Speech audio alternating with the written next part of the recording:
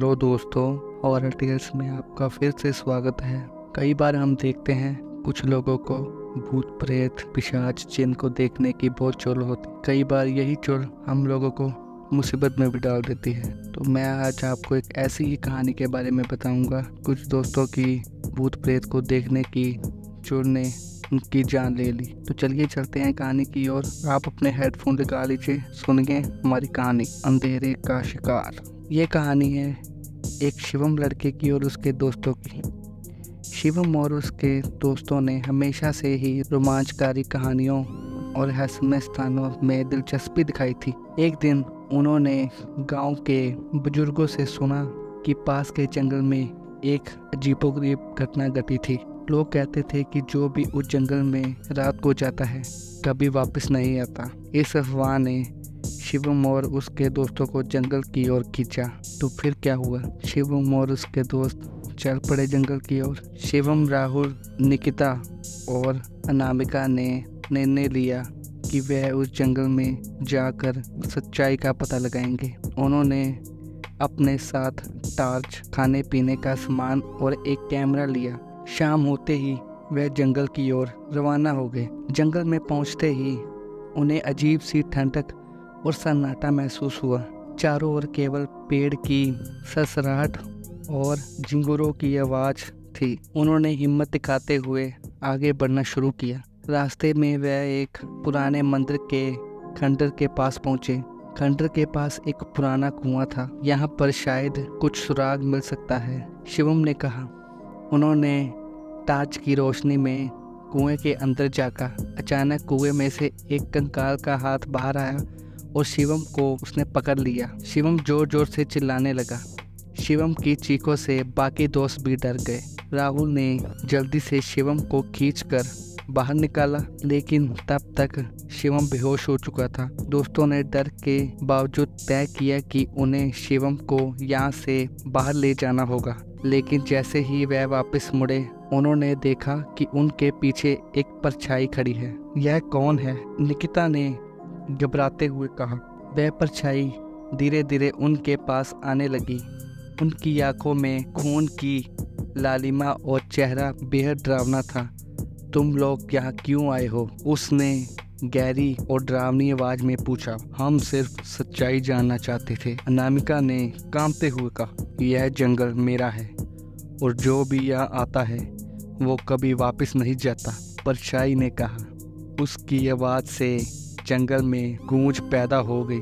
राहुल ने हिम्मत जुटाकर कहा, हम सिर्फ अपने दोस्त को लेकर वापस जाना चाहते हैं, हमें जाने दो। परछाई ने जोर से हंसते हुए कहा, तुम्हें जाने नहीं दिया जाएगा, तुम सब अब मेरी दुनिया का हिस्सा हो।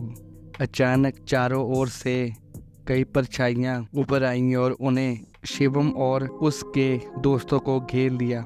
वह सब एक एक कर उन पर हमला करने लगी। शिवम और उसके दोस्तों ने बचने की पूरी कोशिश की, लेकिन वह परछाई बेहद शक्तिशाली थी। शिवम, राहुल, निकिता और अनामिका के चीखने की आवाज़ जंगल में गूंज उठी, लेकिन किसी ने उन्हें नहीं सुना। कुछ ही समय में वह सभी परछाइयों के शिकार बन गए और हमेशा के लिए उस जंगल में खो गए। अगले दिन जब गांव के लोग उन्हें ढूंढने के लिए जंगल में गए, पर उन्हें जंगल में केवल उनका सामान और टूटे हुए कैमरे मिले। किसी को भी उनका कोई सुराग नहीं मिला। गांव वाले ने उस दिन से जंगल के पास जाना बंद कर दिया और हमेशा उस डरावनी घटना को याद रखा। अब वह जंगल और भी ज्यादा भयानक हो गया था और जो भी उसके पास जाने की हिम्मत करता वह कभी वापस नहीं आता।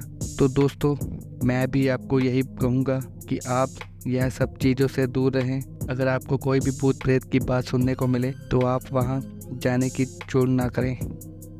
धन्यवाद। हमारी दूसरी कहानी एक छोटे से गांव की है, रात का शिकार। गांव के किनारे पर एक छोटा सा घर था जिसमें एक बुजुर्ग महिला सविता अकेले रहती थी। लोग कहते थे कि उसका बेटा रोहित कुछ साल पहले अचानक गायब हो गया था और तब से ही वह घर भूतिया हो गया है।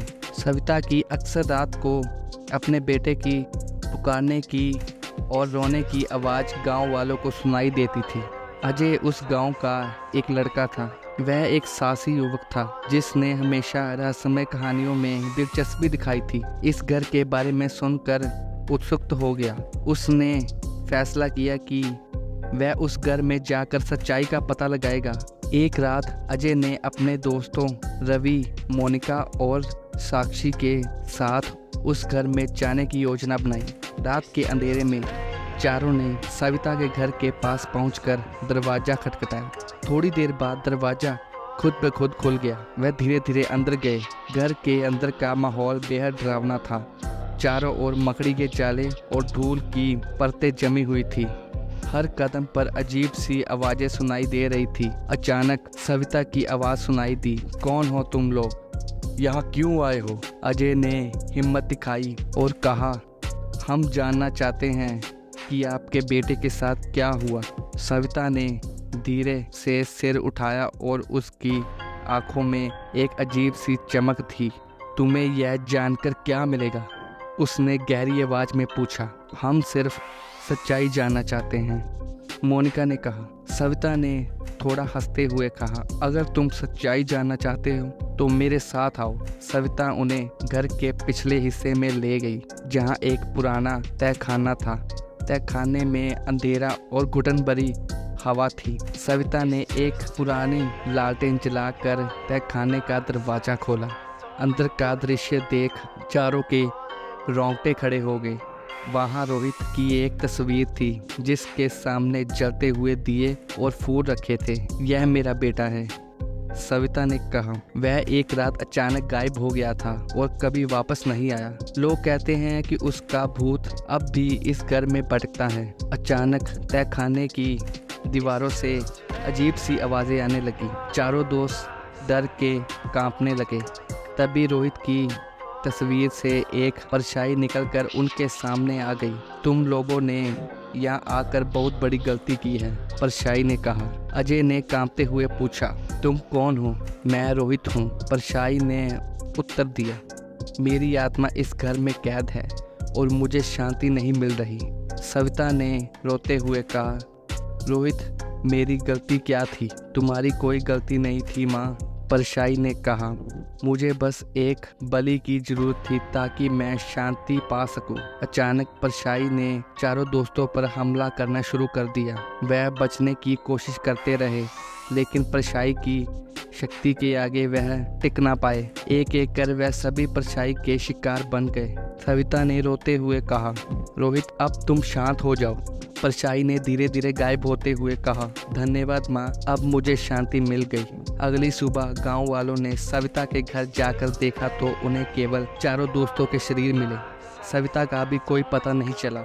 लोगों ने उस दिन से उस घर के पास जाना बंद कर दिया और हमेशा उस डरावनी घटना को याद रखा।